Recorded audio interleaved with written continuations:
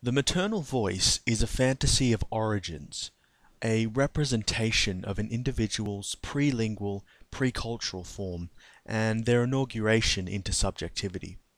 Kaja Silverman writes that it is a moment prior to the creation of the world, when the infant is wrapped in the sonorous envelope of the mother's voice, and unaware of its own selfhood. However, this state of uterine night is soon severed once the child becomes aware that it is a separate entity from the mother, thus establishing the subject and object.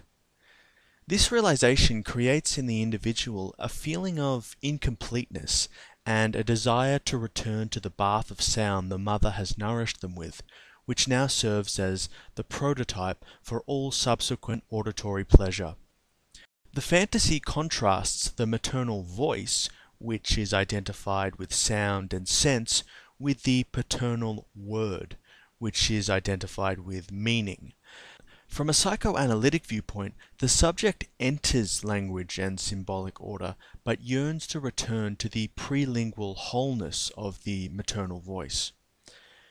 This psychoanalytic elucidation can be mapped to Coppola's 1974 film The Conversation, with surveillance expert Harry Cole serving as subject and his target Anne embodying the maternal voice. Harry has dedicated his life to recording other people's conversations, yet has completely divorced the meaning of their words from the sound itself. As he tells his assistant, "I don't care what they're talking about, all I want is a nice fat recording." This suggests a strong and irrational attraction to the pre-symbolic wholeness of infancy, in which only the signifier or form exists. It is reiterated later on in the film when Harry cannot recall the reason for undertaking an earlier wiretap, but recounts with delight the clarity and beauty of the recording. This attraction begins to center on the character of Anne, the woman he has been currently tasked to spy on. Her maternal voice is given form through the empathy she displays for a homeless man, when she says he was once somebody's baby boy, and the singing of a nursery rhyme. The red, red robin goes bob, bob, bobbing along.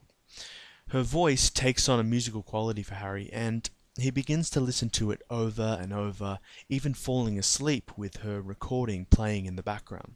This clearly illustrates his desire to be wrapped in the auditory blanket of the mother, to be absorbed and sustained and nourished by her tone.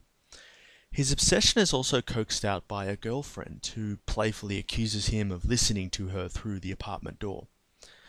However, while the maternal voice signifies a regression to the harmonious state when mother and child are still joined as one, it also signifies the fear of being swallowed up.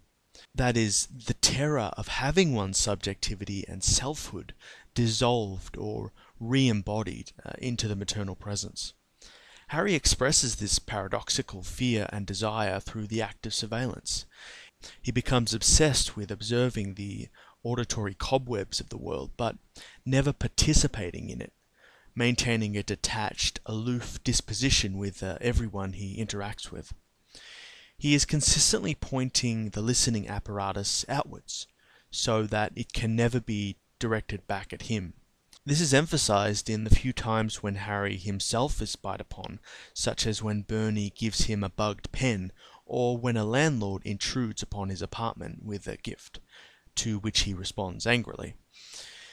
He displays at all times a dedication to the distinction between subject, himself, and object, the world, and feels threatened when that line is blurred by inward-facing surveillance.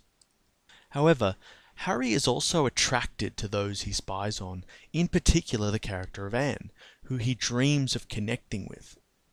This longing to be restored to the uterine night is also expressed through Harry's love of music, which he uses to fill the cold emptiness of his apartment.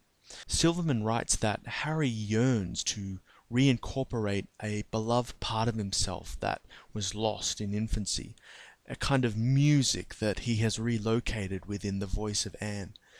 His obedience to the paternal symbolic order perhaps signified by the patriarchal director who employs him for the job, and his own need for auditory control is gradually overwhelmed by his desire for the maternal voice. He seeks Anne out, first in a dream state and then in real life, renting a hotel room next to her own. He fears that she is in danger, but cannot bring himself to make contact.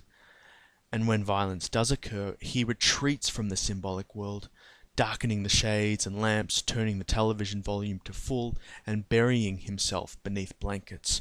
All acts of enveloping himself in sound, dissolving his subjectivity, and taking himself out of the situation.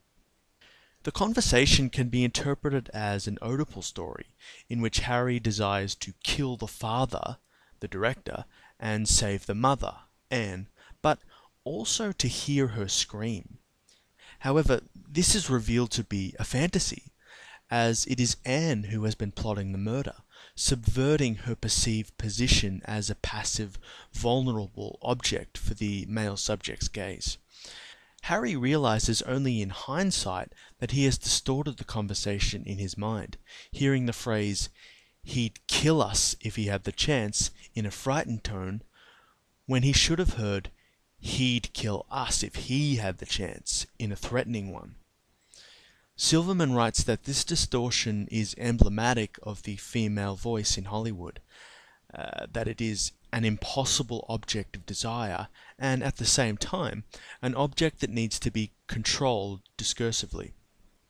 The female voice is always connected to the female form, and portrayed as emotional and irrational, embodying pure sounds like screaming and crying, which from the rationally lingual perspective of the patriarchy are considered interesting but negative.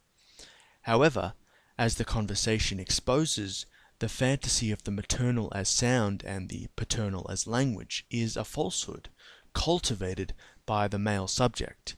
It is an acoustic mirror for the anxiety of the masculine psyche.